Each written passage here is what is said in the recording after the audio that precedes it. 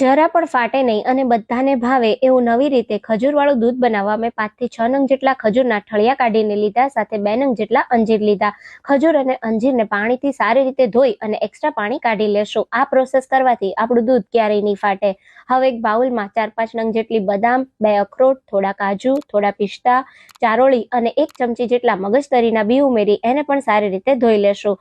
હવે બધી જ ધોવાયેલી સામગ્રીને આપણે એક બાઉલમાં લઈ લેશું.